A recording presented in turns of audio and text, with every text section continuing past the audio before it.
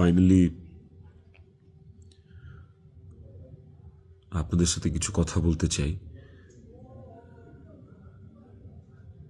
আমি আসলে কখনোই চাই নাই যে মানুষটা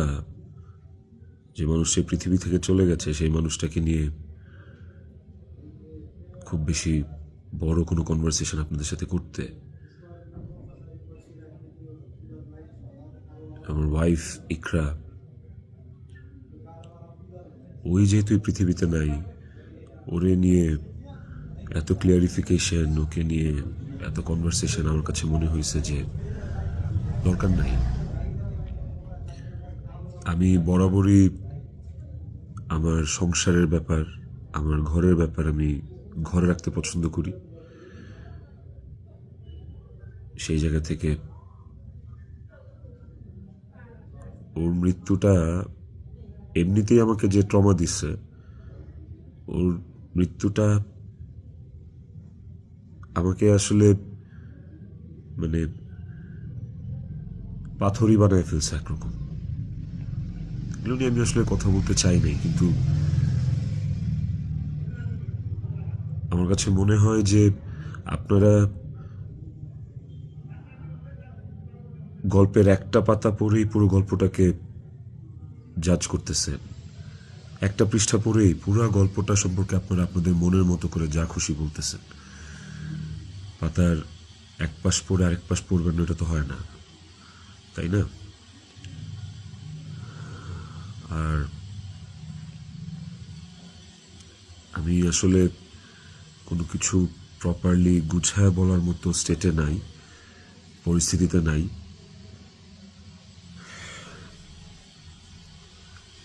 আপনাদেরকে আমি কয়েকটা কোয়েশ্চেনের অ্যান্সার দেওয়ার জন্য আসলে ভিডিওটা করতেছি, যে প্রশ্নের উত্তরগুলি আপনাদের কিছুটা হলেও কনফিউশন দূর করবে।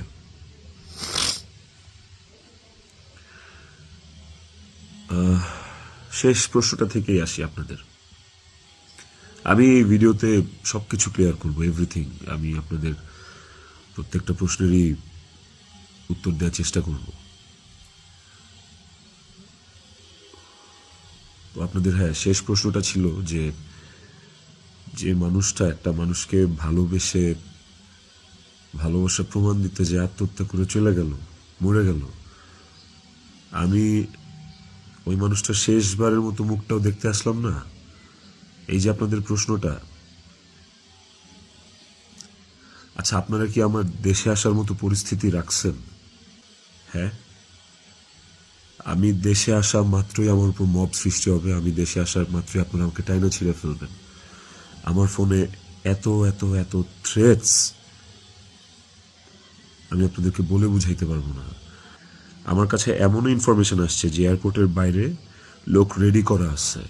আমি যাওয়া মাত্রই they will gonna hit me, they will gonna kill me. Police ধরে নিয়ে গেলে ওকে, আমি সেটা আইনিভাবে ফেস করব, কিন্তু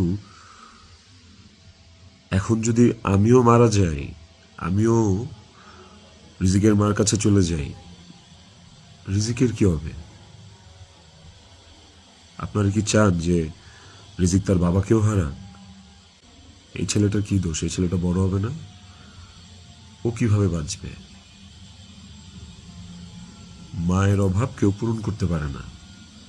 যে মানুষটা বাইচা আছে, ওই বাপের অভাব কিভাবে পূরণ হবে তাইলে? মাও থাকবে না, বাপও থাকবে না? আপনারা এটা চান? আমার ইকরার শেষ মুখটা আপনারা আমাকে দেখতে দেন নাই। আমার ইকরার শেষ মুখটা ইকরার পরিবার আমাকে দেখতে দেয় নাই।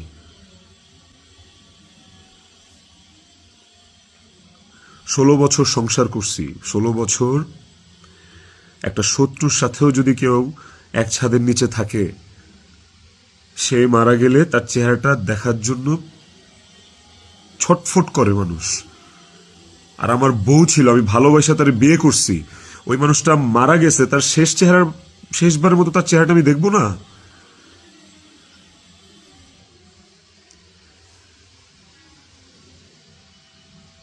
দেখেন, আমি না আসলে আপনাদের সাথে এখানে কোনো ফেক কথাবার্তা, মানে ফেক কান্নাকাটি, ফেক আপনাদের থেকে ইমোশন নেয়া, এগুলো নিয়ে কথা বলার জন্য আমি আসি না। আমি আপনাদেরকে আমার আমার জায়গাটা আমি ক্লিয়ার করতেছি। আমি নাম হয়ে গেছি।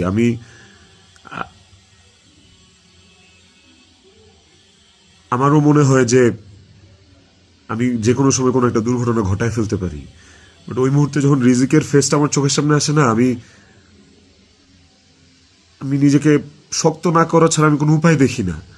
কারণ এখন আমার কাছে সবচেয়ে ম্যাটার করে রিজিকের লাইফ। ইকরা নাই, ওকে আর ফিরে আনা কোনোদিন সম্ভব না।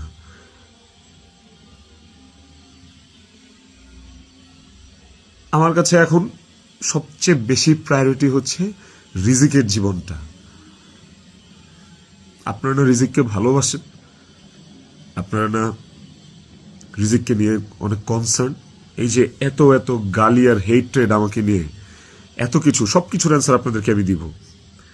তার মধ্যে একটা জিনিস আমাকে একটু হলেও স্বস্তি দিছে, সেটা হচ্ছে যে আপনারা রিজিককে নিয়ে অনেক কনসার্ন। তাহলে রিজিক তার বাবা হারাইলে আপনারা খুশি হবেন? আপনাদেরকে আরেকটা কথা বলবো, সেটা হচ্ছে যে আপনারা অনেকেই বলতেছেন যে এদিকে বউ মারা গেছে অথচ আমি আসতেছি না, নেপাল থেকে আসতে কয় ঘন্টা লাগে, নেপাল কি মঙ্গল গ্রহে নাকি, অনেক অনেক কথা বলতেছে। কন্টেন্ট ক্রিয়েটাররা ভিডিও বানাইতেছে যে নেপাল থেকে আসলে 1 ঘন্টা লাগে, এই লাগে সেই লাগে। ভাই, আমি নেপালে 18 বার আসছি, আমি জানি নেপাল থেকে যেতে কতক্ষণ লাগে। কিন্তু নেপাল থেকে বাই রোডে বাংলাদেশে যাওয়ার কোনো সুযোগ নাই। ইন্ডিয়া হয়ে বাই রোড যাওয়া যায়, সেটাও লুকায় টুকায় যাওয়া যায়, অথবা ইন্ডিয়ার ভিসা থাকা লাগে। কিন্তু যেদিনের ঘটনা, সেদিন আমি এমন কোনো চেষ্টা বা প্রয়াস বাদ রাখি নাই যে নেপাল থেকে বাংলাদেশে যেন আসা যায়। সেটা বাংলাদেশ নেপাল ডিরেক্ট ফ্লাইট হোক, ছিল না। ট্রানজিট ফ্লাইট ছিল না, একটা ট্রানজিট ফ্লাইট ছিল, ওইটার টাইম আর ওইটাতে আসলাম, ওকে পরের দিনে আসতে হইতো। তারপর আমি বিজনেস ক্লাস ট্রাই করছি, যে কোনো ট্রানজিট ফ্লাইটে বা নেপালের ফ্লাইটেই কোনো বিজনেস ক্লাস আছে কিনা। আমি অনেকভাবে চেষ্টা করছি যে সামহাও বাংলাদেশে আমি ঢুকতে পারি কিনা, বাট ওই দিন, যেদিনের ঘটনা, ওই দিন আমি কোনোভাবেই টিকিট ম্যানেজ করতে পারি নাই। এটা হচ্ছে যেদিনের ঘটনা, সেদিনের কথা বললাম। আর এরপরের দিন আপনারা যে বলতেছেন যে শেষ দেখাটাও দেখলাম না, আসলাম না, এই না সেই না, আমি টিকিট কাটছিলাম। কারণ ওই টিকিটটা ছাড়া অন্য কোনো টিকিটে আসলেও আমাকে দেরি করে আসতে হইতো। সো সবচেয়ে ফাস্টেস্ট টিকিট ছিল এটাই, বাংলাদেশ বিমানের কাঠমান্ডু টু ঢাকা, বাংলাদেশ বিমানের কাঠমান্ডু টু ঢাকা। দেখেন এখানে লেখা আছে 1 মার্চ, এই যে 1 মার্চ। আমি টিকিট কেটে ইমিগ্রেশন পার করেও চলে আসছি। তারপরে যেটা হয়েছে, আমার কাছে ইনফরমেশন আসছে যে এয়ারপোর্টে এভরিথিং ওয়াজ রেডি। আমি ঢুকা মাত্রই আমাকে হিট করবে বা আমাকে পুলিশের হাতে পড়ার আগেই আমাকে যা করার করবে। তো ওই অবস্থায় তো আমি দেশে ঢুকবো না। এবং এর সাথে শুধু আমার কাছের মানুষজনই যে জড়িত তা না, আর অনেক মানুষজন জড়িত। আমি পুরোটা না বলি, কাউকে ছোট করতে চাই না বা কাউকে আমি এখনই দোষ দিতে চাই না।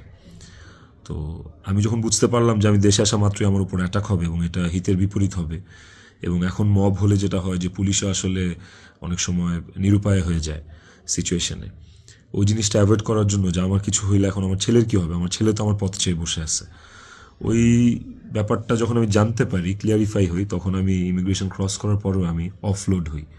দেখেন এখানে রিজেক্টেড লেখা আছে, অফলোড হওয়ার। তো এই ছিল রিজন। আর যারা বলতে চাচ্ছেন যে আমি আসি নাই, আমার আসার ইচ্ছা নাই, দেখার ইচ্ছা নাই, খুবই বুলশিট কথা এবং ভুল কথা। আমার বউ মারা গেছে, যার সাথে আমি 16 বছর কাটাইছি, যারা আমি ভালোবেসে বিয়ে করছি, যাকে আমি ভালোবাসছি, তার শেষ মুখটা আমি দেখতে আসবো না, এটা শুনতে পাইলেও বা এটা শোনার পরও আসলে আমার কলিজাটা কাঁপা ওঠে, আমার ছটফট করে। আমি যখন আপনাদের রিলস দেখি, আমি যখন আপনাদের ভিডিও দেখি যে কবরে শোয়ানো হচ্ছে, কবর খোঁড়া হচ্ছে, লাশের গাড়ি যাচ্ছে, ভাই আমি ঠিক থাকতে পারি না। আমার ভেতরটা যে কেমন ছটফট করে, আমি আপনাদেরকে এটা বুঝাইতে পারবো না। এইটা বুঝানোর সাধ্য কারো নাই, যার যায় সে বুঝে, বিশ্বাস করেন, যার যায় একমাত্র সে বুঝে, আর কেউ না। আপনাদের অনেক বড় একটা প্রশ্ন, অনেক বড় একটা জানতে চাওয়া যে ইকরার সাথে আমার এমন কি কথা হইল যে ইকরা সুইসাইড করতে বাধ্য হয়েছে। ইকরার সাথে আমার ভিডিও কলে ইকরা এমন কি দেখলো যে ইকরা আত্মহত্যা করলো। তো নেপালে আসার পর থেকে সমস্ত কনভারসেশন ইকরার সাথে আমার শেষ পর্যন্ত আমি আপনাদেরকে প্রোভাইড করব। কমেন্ট সেকশনে আপনারা দেখবেন, দেখলে আপনারা বুঝতে পারবেন যে আসলে কি ঘটছে বিষয়টা। আরেকটা যে বিষয় সেটা হচ্ছে যে কিছু স্ক্রিনশট ঘুরে বেড়াচ্ছে ফেসবুকে, সোশ্যাল মিডিয়াতে, যে ওখানে লেখা আমি ইকরাকে বলতেছি আমি ওকে ডিভোর্স দিয়ে তিথিকে বিয়ে করব, অ্যান্ড আপনারা ভাবতেছেন এই জন্য ইকরা সুইসাইড করছে। আপনাদেরকে বলতে চাই ওই স্ক্রিনশটটা পুরোটাই ফেক। কারণ হচ্ছে আমি কোনোদিন ইকরার সাথে বাংলায় কনভারসেশন করি নাই, কোনো চ্যাটিংয়েই ওর সাথে আমার কোনোদিন কোনো বাংলায় এরকমভাবে বাংলা লেখায় ওর সাথে আমার কোনোদিন কোনো কনভারসেশন হয় নাই। ইকরার সাথে আমি সবসময় বাংলা আর ইংলিশ মিক্স কনভারসেশন করছি। বাংলা আর ইংলিশ মিক্স বলতে বাংলিশ ভাষায় আর কি, বাংলাটাকে ইংলিশে লিখে ওর সাথে কনভারসেশন করছি। তো ওই স্ক্রিনশটটা দেখে আপনারা ভুল বুঝেন না, মিসজাজ করেন না, ওটা একটা ভুয়া এবং ফেক স্ক্রিনশট। আমাকে ফাঁসানোর জন্য আসলে ওই স্ক্রিনশটগুলো বানানো। কে বা কারা বানাইছে আই হ্যাভ নো আইডিয়া। তো টক্সিসিটি একটা বিষয়, আমাদের রিলেশনশিপটা অনেক আগে থেকেই টক্সিক ছিল, অনেক আগে থেকে টক্সিক ছিল। তিথির সাথে পরিচয় হওয়ার আগে থেকেও টক্সিক ছিল, অ্যান্ড ও অনেক আগে থেকে আমার কাছে ডিভোর্স চাইতো, কিন্তু আমি কোনোদিনই ওকে ডিভোর্স দিতে চাইনি, তালাক দিতে চাইনি। আমার একটাই কথা ছিল যে আমি সংসার করব, কারণ আমি নিজে একটা ব্রোকেন ফ্যামিলি থেকে বড় হওয়া ছেলে। আমি যখন ক্লাস 5 বা 6 পড়ি তখন আমার বাবা মার মধ্যে ডিভোর্স আর সেপারেশন হয়। আমি খুব ভালো করে ফিল করছি, আমি নিজে ফিল করছি যে একটা ব্রোকেন ফ্যামিলিতে একটা সন্তান কোন ধরনের ইনকনভেনিয়েন্স, কত ধরনের সমস্যা ফেস করে, তার মেন্টাল স্টেট কেমন হয়। আমি কোনোদিনই চাইনি রিজিক এই স্বাদটা পাক। আমি কোনোদিন চাইনি যে রিজিক ব্রোকেন ফ্যামিলির বাচ্চা হোক, বেবি হোক, বা ও আমি যে কষ্টটা ফিল করছি আমার লাইফে এই কষ্টটা, সেম কষ্টটা রিজিক ফিল করুক, এটা আমি কোনোদিনই চাইনি। এই কারণে আমি অলওয়েজ আমার মধ্যে ট্রমাটা ছিল যে মানে ব্রোকেন ফ্যামিলির কনসিকুয়েন্সেস কি। আমি কোনোদিন ওর কাছে বলি নাই যে আমি ওকে ডিভোর্স দেবো বা আমি ডিভোর্স দিতে চাই। আমি অলওয়েজ ওর সাথে সংসারই করতে চাইছি। তো স্ক্রিনশট দিব, আপনারা দেখতে পাবেন। ইকরা শুরু থেকেই, আমাদের সম্পর্কের শুরু থেকেই অনেক সন্দেহপ্রবণ ছিল, আর এই সন্দেহ প্রবণতার কারণে আসলে আমাদের সম্পর্কটা বেশ টক্সিক হয়ে গেছিল। আর এই টক্সিসিটির মধ্যেও আমরা আসলে সংসারটা চালায় যাচ্ছিলাম। এই যে মানুষটা চলে গেল আমাদেরকে রেখে, এই যে মানুষটা মারা গেল, আমার সহধর্মিনী, ওরে নিয়ে আসলে আমার কতটুকু বলা উচিত আমি আসলে জানি না, কিন্তু সময় চলে আসছে, অনেক কিছু আপনাদেরকে আসলে জানানো উচিত, আপনাদেরকে জানাইতে হবে আমার, কারণ আপনারা একতরফা ভেবে যাচ্ছেন বিষয়টাকে। ওর কিছু বদভ্যাস ছিল, ওর জেনুইন কিছু বদভ্যাস ছিল যেগুলো আসলে ওকে আরও ক্রেজি করে ফেলছে, যেগুলো ওকে আরও মানে এমনি তো বাইরের মানুষ থেকে ট্রিগার্ড হইতো, ওই জিনিসগুলো ওকে আরও পেয়ে বসতো আর কি। এই বিষয়গুলো আসলে আমি জাস্ট মুখের কথা বলতেছি না, আমার কাছে প্রমাণ আছে। ইভেন আমি আপনাদেরকে এগুলো সব শেয়ার করব পরের ভিডিওতে with documents and all. Iqra triggered হয়েছে, কিন্তু সেটা আমি করি নাই। ইকরা ট্রিগার্ড হয়েছে আমারই কিছু ভাই ব্রাদার, কিছু কাছের মানুষ, যারা ওর আমার দুইজনেরই কমন সার্কেল, যাদের সাথে ইকরার আমি দুইজনই খুব ইন্টিমেট ছিলাম। ওরা ডে বাই ডে ওকে ট্রিগার করে করে আজকে এই জায়গায় নিয়ে আসছিল। এবং এই মানুষগুলা তো থার্ড পার্সন আমার জীবনে।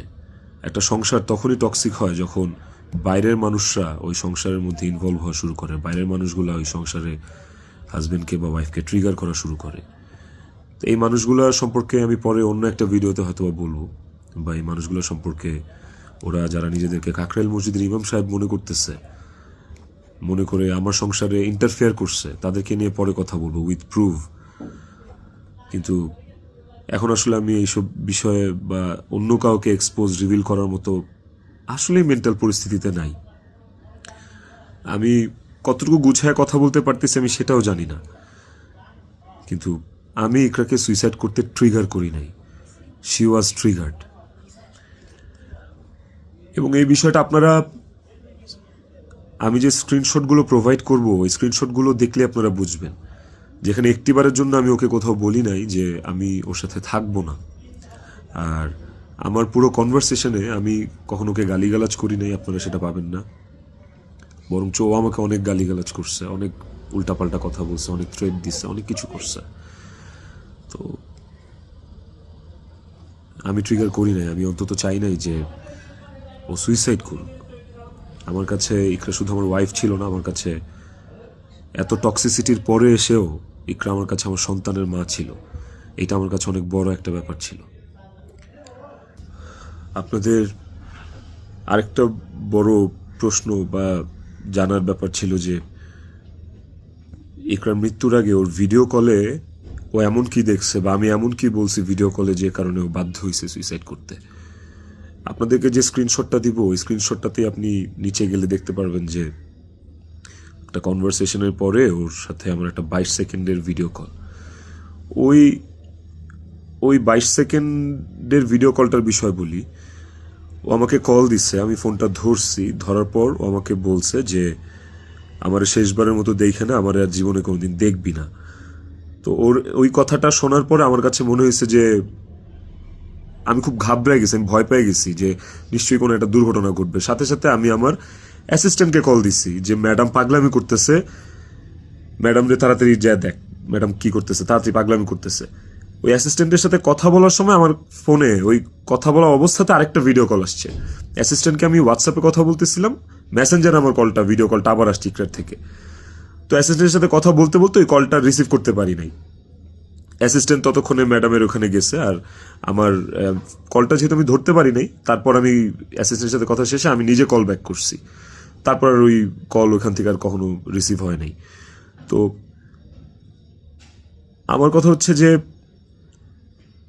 আমার কথা ভাবে নাই, মানলাম। আমার ছেলেটা রিজিক পর্যন্ত যে ওকে গেটে ধাক্কা দিচ্ছে, নক করছে, বলছে যে মা দরজা খুলো, মা দরজা খুলো। রিজিকের কণ্ঠস্বরটা কি ওর কানে যায় নাই? রিজিকের প্রতি কি ওর একটু মায়া কাজ করে নাই রিজিকের কথাটা শোনার পরে? তো এই ভিডিও কলের বিষয়টাও আপনাদেরকে আমি ক্লিয়ার করলাম। আই হোপ আপনারা স্ক্রিনশট দেখলে বুঝতে পারবেন। এবার আসেন নেপালের শুটিং প্রসঙ্গ।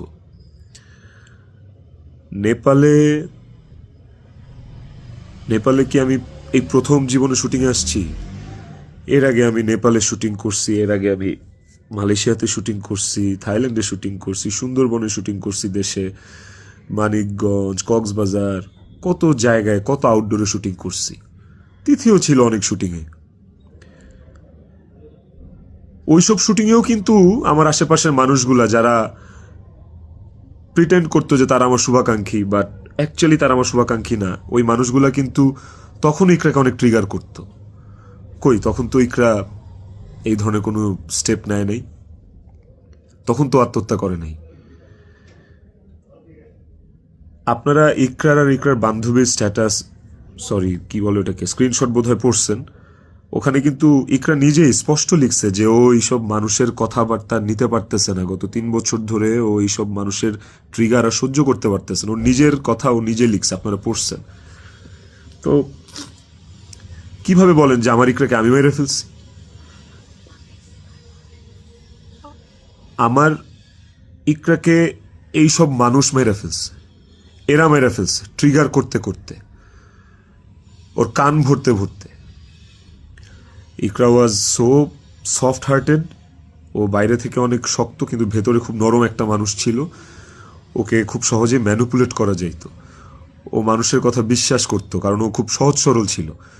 তো এই আশেপাশের মানুষগুলো এই সুযোগটাই আসলে কাজে লাগাইছে, আশেপাশের মানুষগুলো এই চান্সটাকেই আসলে ইউটিলাইজ করছে।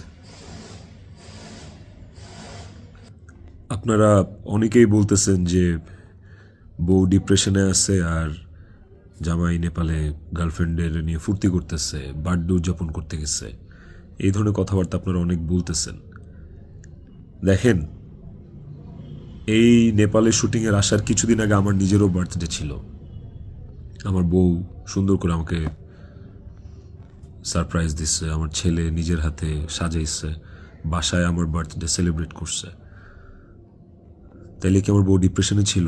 ডিপ্রেশনে থেকে আমাকে এত সুন্দর সারপ্রাইজ দিয়ে আমার বার্থডে সেলিব্রেট করছে। ওই ছবিগুলো তো ফেসবুকে আসছে, কিছুদিন আগের ছবি। আর নেপালের যে বিষয়টা, তার আগে বলি যে আমরা যারা ইন্ডাস্ট্রিতে কাজ করি, আমাদের যখন কারো জন্মদিন থাকে সেটের, সেটা যেই হোক, সেটা হিরো হোক, হিরোইন হোক, ডিরেক্টর হোক, প্রডিউসার হোক, একটা মেকআপ আর্টিস্ট হোক বা একটা প্রোডাকশন বয় হোক, আমাদের শুটিং সেটে যখন কারোর জন্মদিন থাকে, আমরা সবাই শুটিং টিম থেকে, শুটিং ইউনিট থেকে তার জন্মদিনটা সেলিব্রেট করার চেষ্টা করি। কারণ আমরা সবাইকে ফ্যামিলি মেম্বার মনে করি। কেক কাটি ওই মানুষটাকে খুশি করার জন্য। তো ওই শুটিংয়ের মধ্যে, নেপালের শুটিংয়ের মধ্যে তিথির জন্মদিন, একটা অ্যাক্টরের জন্মদিন, আমাদের নায়িকার জন্মদিন, ওইটা কেক কেটে সেলিব্রেট করাটা কি দণ্ডনীয় অপরাধ আমার জন্য? আর আমি তো সেলিব্রেট করি নাই, আমার তো সেলিব্রেশন ছিল না, পুরো ইউনিট সব কিছু অ্যারেঞ্জ করছে। আমি একটা কেকও দেই নাই, আমি একটা গিফটও দেই নাই ওকে। যে যার যার মতো গিফট দিচ্ছে, কেক আনছে, সুন্দর করে সবাই মিলে ইউনিটের পক্ষ থেকে আমরা ওর বার্থডেটা সেলিব্রেট করছি। এবং ওর বার্থডেটা যে সেলিব্রেট করছি সেটাও চেষ্টা করছি খুব লোকিভাবে করার। স্টিল অনেকে ছবি তুলছে, দিছে, বাট আমার কাছে মনে হয়েছে যে এই জায়গায় তিথির জায়গায় বিধি থাকতে পারতো, এই জায়গায় আমি থাকতে পারতাম, এই জায়গায় অনেকেই থাকতে পারতো। ধরেন এই নেপালে শুটিংয়ে আসার কিছুদিন আগে আমার জন্মদিন ছিল, তখন আমি একটা শুটিংয়ে ছিলাম, সেই শুটিংয়ে আমার জন্মদিন কেক কেটে উদযাপন করছে সেটে। তো আপনারা কি বলবেন যে আমার জন্মদিন উদযাপনের জন্য ওই দিন শুটিং রাখা হয়েছে, শুটিং করা হয়েছে? আর নেপালের মতো একটা আউটডোর শ্যুটে এমনি যাওয়া যায় না। একটা আউটডোর শ্যুটের অনেক প্ল্যান লাগে, যেটা 1-1.5 মাস আগে থেকে করা লাগে। যে আউটডোর শ্যুটের স্ক্রিপ্ট থাকা লাগে, অনেক কিছু আছে। আর্টিস্টদের স্কেডিউল, অ্যাকোমোডেশন, ট্রান্সপোর্টেশন, টিকিট, অনেক কিছু থাকে। সো বার্থডে উদযাপন করার জন্য নেপাল গেছি, এই কথাটাও আসলে যারা ইন্ডাস্ট্রির তারা আসলে এই কথাটা বলতে পারে না। বাইরের মানুষদেরকে আমি আর কি বলবো? তো এই বিষয়টাও আপনাদেরকে ছোট করে একটু ক্লিয়ার করলাম। আই হোপ এই জিনিসটাকেও আপনারা সহজ এবং সরলভাবে দেখবেন, এটাকে খুব জটিলভাবে দেখার কিছু নাই। আপনারা অনেক জায়গায়, অনেক ছবিতে, অনেক পোস্টে হয়তোবা দেখে থাকতে পারেন যে ইকরা এবং তিথি একই সাথে আছে, একই জায়গায় আছে, হয়তোবা কোনো পার্টিতে বা কোনো কফি শপে বা যে কোনো আড্ডায়। এরকম অনেক অনেক মোমেন্টস আমাদের একসাথে আছে, আমিও ছিলাম। এই আমার জন্মদিনে, আমার এই বছরের আগের বছরের জন্মদিনে সবাই ইনভাইটেড ছিল, সেখানে তিথিও ইনভাইটেড ছিল। যদি বিষয়টা এতটাই টক্সিক হইতো, তাইলে কি এই জিনিসটা এত সহজ হইতো একটা মেয়ের জন্য যে তার হাজবেন্ডের একটা মেয়ের সাথে রিলেশন, সেই মেয়েটাকে তার বার্থডেতে ইনভাইট করে তার সাথে কফি খেয়ে তার সাথে আড্ডা দিয়ে, জিনিসটাকে কেমন না বিষয়টা? এবং সেটা তো একবার দুইবার না, একাধিকবার। তিথির বিষয়টা নিয়ে যদি বলি, দীর্ঘদিন একসাথে কাজ করার কারণে, একসাথে স্ক্রিন শেয়ার করার কারণে আমাদের ইন্ডাস্ট্রিতে একটা আর্টিস্টের সাথে একটা আর্টিস্টের ভালো বন্ধুত্ব, ভালো বন্ডিং হইতেই পারে। তিথির সাথেও আমার খুবই ভালো একটা বন্ডিং ক্রিয়েট হয়েছিল এবং একটা নির্ভরশীলতার জায়গা আমাদের মধ্যে ছিল। তার মানে এই না যে আমি ইকরাকে ডিভোর্স দিয়ে তিথিকে বিয়ে করব। এই কথা না আমি কোনোদিন ইকরাকে বলছি, না তিথি কোনোদিন আমাকে এই কথা বলছে। সো এইটাকে এত জাস্টিফাই আপনারা করতে পারেন না। আই হ্যাভ প্রুভ, আমি আমি আমি কয়েক জায়গায় লিখছি যে তুমি আমার ওয়াইফ, ইকরাকে, যে তুমি আমার ওয়াইফ। তো আমার লাইফে ওয়াইফ একটাই, and it is you, and আমি তোমাকে ডিভোর্স দিব না, আমি তোমার সাথে সংসার করতে চাই। কয়েকবার এই কথা আমার কনভারসেশনে লেখা আছে, আপনারা দেখবেন। তিথির প্রতি এই সুন্দর একটা নির্ভরযোগ্যতার জায়গা তৈরি হওয়ার পেছনে যে কারণটা, সেটা হচ্ছে যে চারপাশে এত এত ভুল মানুষ দেখছি, চারপাশে এত এত কি বলে এটাকে, দুধের মাছি আমি পাইছি এই বিগত বছরগুলোতে। ওকে আমার কাছে অনেস্ট মনে হয়েছে, ওকে আমার কাছে ডেডিকেটেড মনে হয়েছে, আমার কাছে মনে হয়েছে যে অন্তত এই মানুষটা আমার জন্য ক্ষতিকারক না। তো যখন আপনি আপনার সারাউন্ডিংসে এরকম একটা মানুষ পাবেন যে মানুষটা আপনার জন্য ক্ষতিকারক না, ডেডিকেটেড এবং এবং যার সাথে আপনার মেন্টালিটি ম্যাচ করে, ওই মানুষটা সাথে আপনার ভালো বন্ডিং হওয়াটা খুব স্বাভাবিক। শুধু আমার না, আর অনেকের এরকম হয়।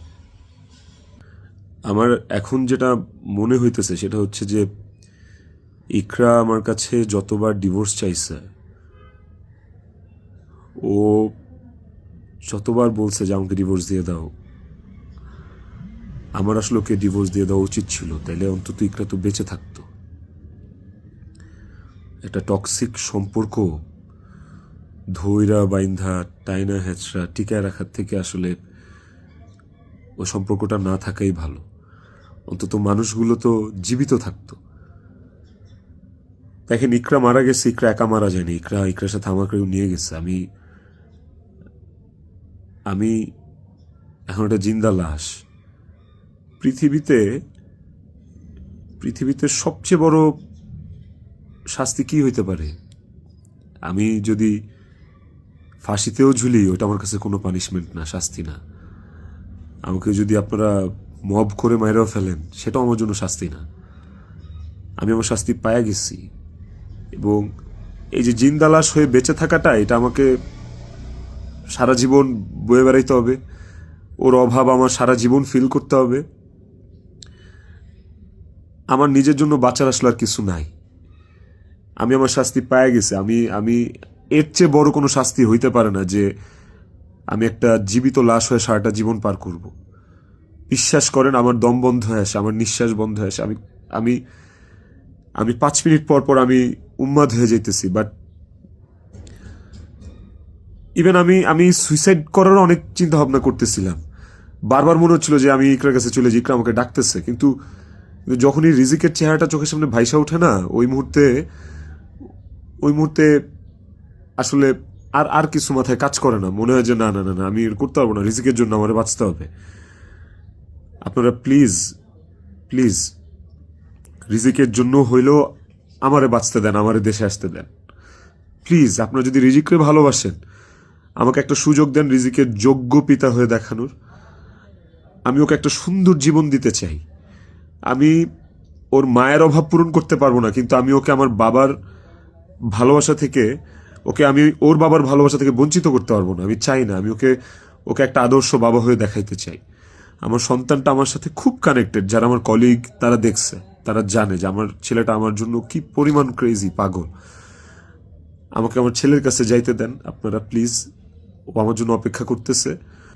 ওকে ওকে আমি মানুষের মতো মানুষ করতে চাই। ওকে আমি পৃথিবীতে সুখের একটা জীবন দিতে চাই। প্লিজ। আইনের প্রতি আমার শ্রদ্ধা আছে। আমি দেশে আসলে আইন আমাকে যে শাস্তি দিবে, আইন যে সিদ্ধান্ত নিবে, আমি সেই সিদ্ধান্তের সাথে একমত থাকব। আমার তাতে কোনো আপত্তি নাই। আমি আইনিভাবে এই জিনিসটা ফেস করবো, আমার কোনো আপত্তি নেই। কিন্তু প্লিজ আমাকে রিজিকের থেকে দূরে সরান না আপনারা। এতটুকু আপনাদের কাছে অনুরোধ করে বলতেছি, হাত জোর করে বলতেছি, প্লিজ।